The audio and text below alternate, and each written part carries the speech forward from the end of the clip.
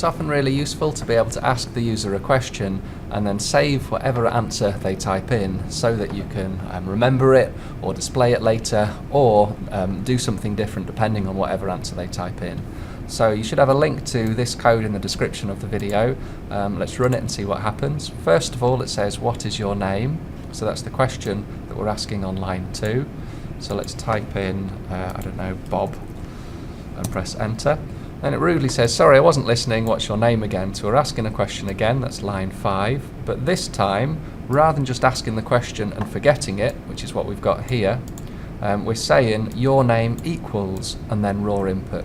So raw input is the thing that asks the question, but if we say something equals raw input, we're saying make a new variable that's something that can remember something that might change as your program runs, and we set that variable to whatever the answer is to your question. So this time let's say Bobby, and then it will say hello Bobby. Notice that it uses the second answer, the answer to the second question, because that's when we've remembered the answer by saving it into a variable.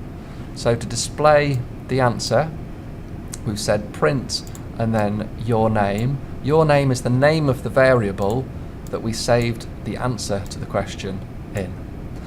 So it's saying print and then hello. Notice that hello is in quotation marks. That means it says display literally HELLO, and then plus means add on some more text, and then whatever's stored in your name. Notice that your name doesn't have quotation marks in because it's looking for a variable that stores some text.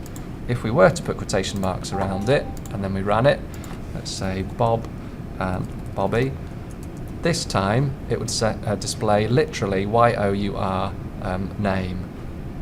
So if you don't put quotation marks around it, it's looking for a variable that stores something, and it will display the contents of that variable instead. So if you ever want to ask a question, you've got two choices. You've got raw input if you're using Python 2, and then you type in your question, so are you hungry?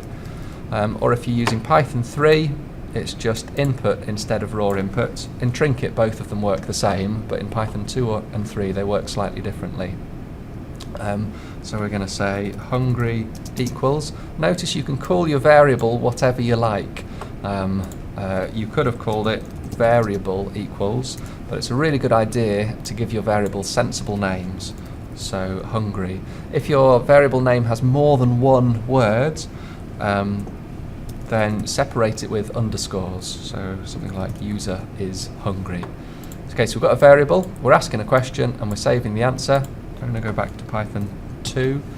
And then now that that's saved, as in you ask the question, yes, you'll be able to use that value to display it later, or to make a decision based on what the user types in.